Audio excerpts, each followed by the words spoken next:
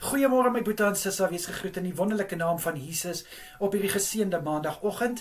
Ek hoop julle het 'n lekker naweek gehad en julle is uitgerus en reg om hierdie nuwe week aan te pak. Baie dankie dat ek die voorreg het om saam met julle te kan bid. Nou kom ons bid saam. Here, baie dankie vir hierdie naweek wat in ons lewens toegevoeg was. Vader, baie dankie vir rus wat ons kon kry, maar ook vir alles wat ons kon doen waarvoor ons nie altyd tyd kry nie.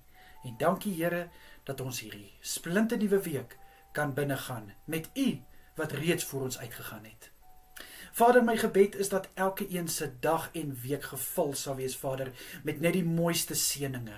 Ek bid in Jesus naam dat elke boetie en sissa sal krag en wysheid hê vir dit wat voorlê vandag en in die res van die week. Ek bid, liewe Here, dat elkeen se dag en week gevul sal wees met sukses en met voorspoed, Vader. Ek bid in Jesus naam vir positiwiteit wat die negatiewe sal oorheers.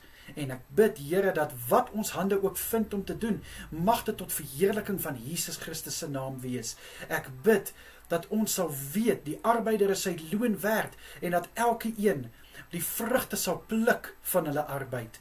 In Jesus naam, Vader, ek bid ook vir vreugde en vir vrede in elke hart.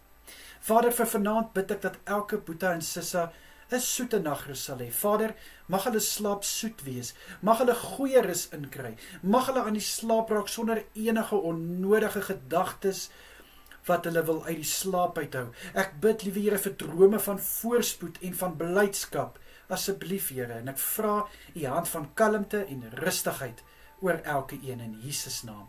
Vader, beskerm asseblief elke een deur hierdie dag. Hou hulle asseblief ook veilig deur die res van die week en mag U hand van bewaking oor elkeen wees vanaand. Here, vir elkeen wat hierdie week verjaar, bid ek dat hulle dag spesiaal sal wees.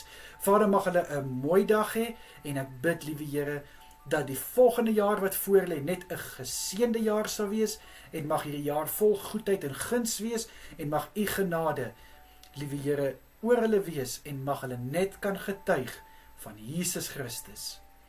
Vader, vir elkeen wat hulle huweliksherdenking vier, bid ek en ek sê vir U dankie, dat hulle 'n voorbeeld kan wees van 'n huwelik wat nog sterk staan. Liewe Here, mag hierdie huwelike net geseën word en mag hulle van krag tot krag gaan en ek bid dat U goedheid en U guns sal manifesteer in hulle huwelike. Asseblief, liewe Here, laat die liefde wat tussen hulle is, Vader, 'n Jesus liefde wees en 'n liefde wat ander huwelike sal aanspoor om net beter en beter te kan doen. Asseblief, Here, in Jesus Christus naam is dit my gebed. Amen en amen.